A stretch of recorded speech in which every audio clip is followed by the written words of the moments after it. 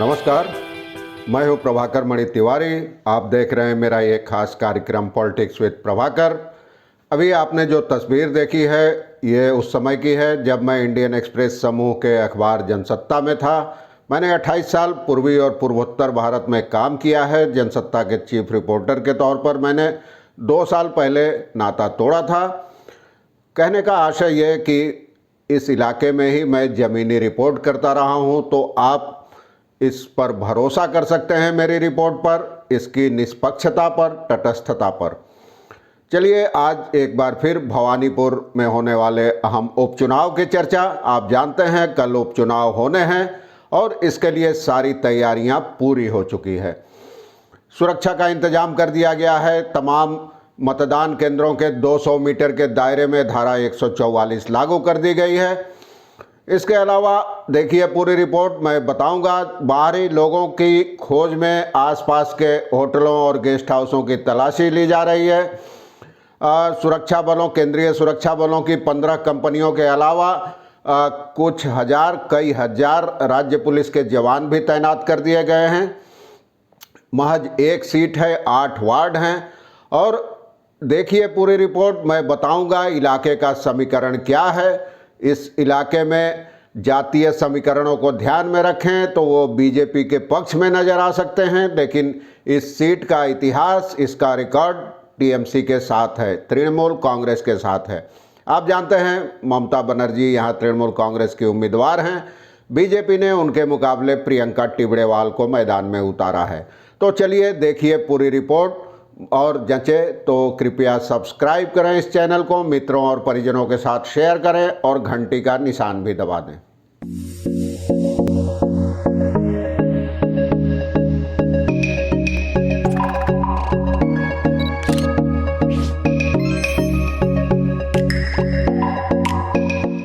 आप जानते हैं मतदान से पहले चुनाव प्रचार के आखिरी दिन दिलीप घोष के नेतृत्व में निकले जुलूस पर कथित तृणमूल कांग्रेस कार्यकर्ताओं ने हमला किया था। उसके बाद दिलीप घोष, जो पूर्व प्रदेश अध्यक्ष हैं बीजेपी के, उनके सुरक्षा गार्ड ने पिस्तौल निकालकर लोगों को धमकी दी थी।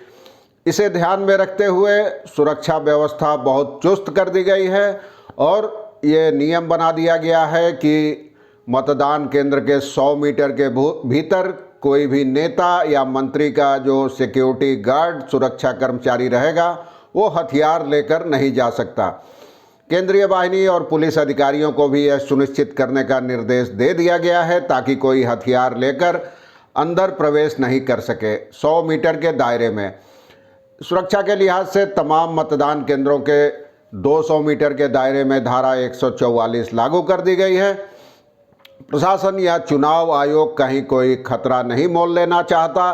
पहले ही तमाम आरोप प्रत्यारोप लग रहे हैं। बीजेपी पहले तो इस चुनाव को स्थगित करने की मांग कर रही थी, फिर धारा 144 के तहत मतदान की मांग उठा रही थी। और सुरक्षा इंतजाम का जायजा लेने के लिए कल शाम को बैठक हुई। पुलिस के आला अधिकारियों ने बैठक में हालात की समीक्षा की और सुरक्षा व्यवस्था चुस्त कर दी गई। कल रात से ही इलाके में आने जाने वाले तमाम गाड़ियों की चेकिंग की जा रही है। नाका चेकिंग जिसको कहा जाता है, जगह जगह चेकिंग की जा रही है। और बाहरी लोगों पर निगाह रखने के लिए आप जानते हैं बीते अप्रैल मई में जब चुनाव हुए थे तो ममता बनर्जी ने आरोप लगाया था कि बीजेपी भारी तादाद में दूसरे राज्यों से लोगों को यहाँ ला रही है ताकि गड़बड़ी फैलाई जा सके। तो इस पर निगाह रखने के लिए आसपास के कलकत्ता के तमाम होटलों और गेस्ट हाउसों की जांच की जा रही है, वहां निगाह रखी जा रही है और इनकी खोज खबर ली जा रही है कि बाहर से कौन आया है, क्यों आया है, कब आया है। ये तमाम चीज़ें संबंधित थाने के अधिकारियों को ये जिम्मा सौंपा गया है। इसकी जांच शुरू हो गई है। इसके साथ ही इलाके में गश्त भी कल रात से ही बढ़ा दी गई है। जो धारा 144 लागू की गई है वो कल मतदान खत्म होने तक लागू रहेगी और बाहर से किसी को आसपास मतदान के दिन उस इलाके के लोगों के अलावा कोई बाहरी व्यक्ति वहां नहीं जा सकता। उसे देखते ही पुलिस के अधिकारी पूछताछ करेंगे और तमाम केंद्रीय बलों का और 287 मतदान केंद्र हैं इसमें इलाके में, तो इस पर तमाम जगह सुरक्षा व्यवस्था काफ़ी चुस्त कर दी गई है। हर बूथ पे केंद्रीय बाहिनी तो रहेगी ही, केंद्रीय सुरक्षा बल के जवान तैनात रहेंगे, बाहर राज्य पुलिस के जवान तैनात रहेंगे। और चुनाव आयोग के एक अधिकारी ने मुझे बताया कि जो तमाम मतदान केंद्र हैं, 4-4 केंद्रीय सुरक्षा बल के जवान रहेंगे। इसके अलावा क्विक रिस्पांस टीम रहेगी बाहर कलकत्ता पुलिस के जवान भी तैनात रहेंगे भारी तादाद में, और डिप्टी कमिश्नर स्तर का एक अधिकारी तैनात रहेगा पूरे इलाके में। हर थाना इलाके में डिप्टी कमिश्नर स्तर का एक पुलिस अधिकारी तैनात रहेगा।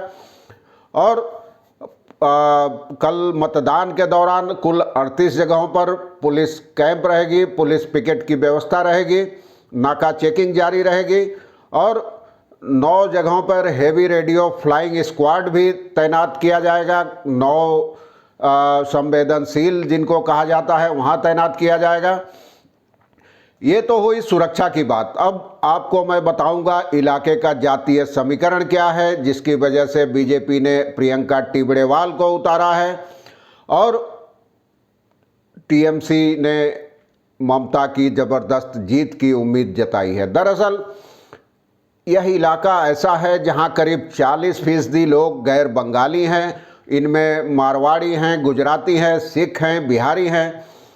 तो आमतौर पर इनको बीजेपी का समर्थक माना जाता है। लोकसभा चुनाव में भी इन लोगों ने बीजेपी को वोट दिया था। यही वजह है कि जो 8 वार्ड हैं उनमें से 2 में बीजेपी को बढ़त मिली थी। एक वार्ड में करीब 3500 वोटों से, दूसरे वार्ड में 800 से ज़्यादा वोटों से।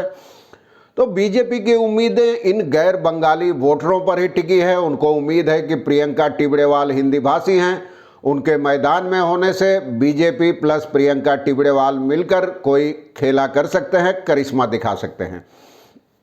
और जैसा कि मैंने आपको बताया, इलाके के जातीय समीकरण हैं 40% गैर बंगाली, 20% मुसलमान है, बाकी 40% बंगाली हैं। तो इसको मिनी भारत कहा जाता है, मिनी इंडिया कहा जाता है।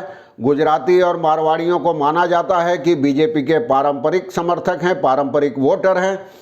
हालांकि इस सीट का समीकरण भले बीजेपी के पक्ष में नज़र आए, लेकिन इतिहास इस सीट का तृणमूल कांग्रेस के पक्ष में है। बीते 10 वर्षों में 6 चुनाव हुए हैं अलग अलग यहाँ, लेकिन उनमें से अगर एक बार सिर्फ 2019 के लोकसभा चुनाव को छोड़ दें तो तृणमूल कांग्रेस कभी हारी नहीं है इस इलाके में।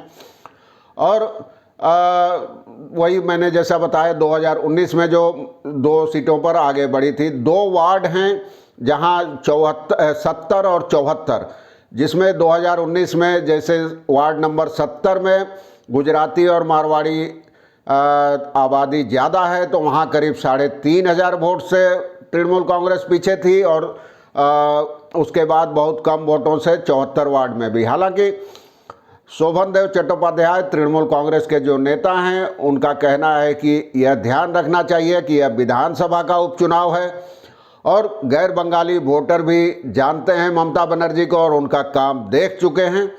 तो लोकसभा और विधानसभा चुनाव में फ़र्क होता है। लोकसभा में भले उन लोगों ने मोदी के नाम पर बीजेपी का समर्थन किया हो, इस बार यह सारे लोग ममता बनर्जी का समर्थन करेंगे।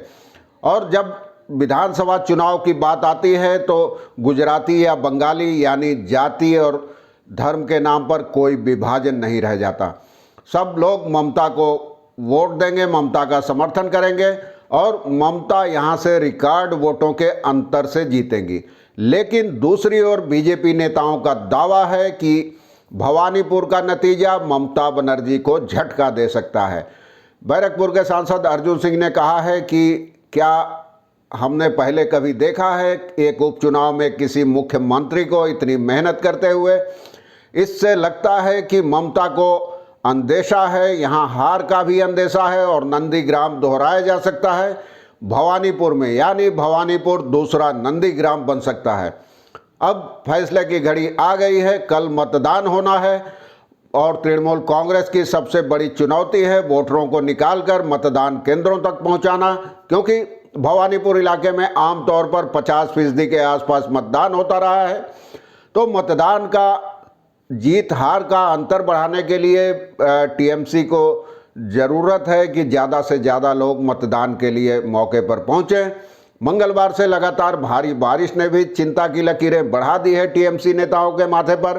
हालांकि बुधवार को जब मैं ये रिपोर्ट रिकॉर्ड कर रहा हूँ, इस समय बरसात थम गई है, बादल थम गए हैं, तो टीएमसी को उम्मीद है कल एक नई सुबह होगी, नया उजाला होगा और ममता एक नया रिकॉर्ड बनाएंगी। क्योंकि ममता बनर्जी पहले ही कह चुकी हैं कि पहला खेल हम जीत चुके हैं, विधानसभा चुनाव में खेला हो गया है, अब भवानीपुर से जो खेला शुरू हुआ है यह 2024 में केंद्र में बीजेपी की हार के साथ ही खत्म होगा। देखते हैं, कल मतदान है, 3 दिनों बाद नतीजे आएंगे, किसके हाथ बाजी लगती है, उसके बाद घटनाक्रम कैसे बदलता है, मैं हर बात की जानकारी देता रहूँगा।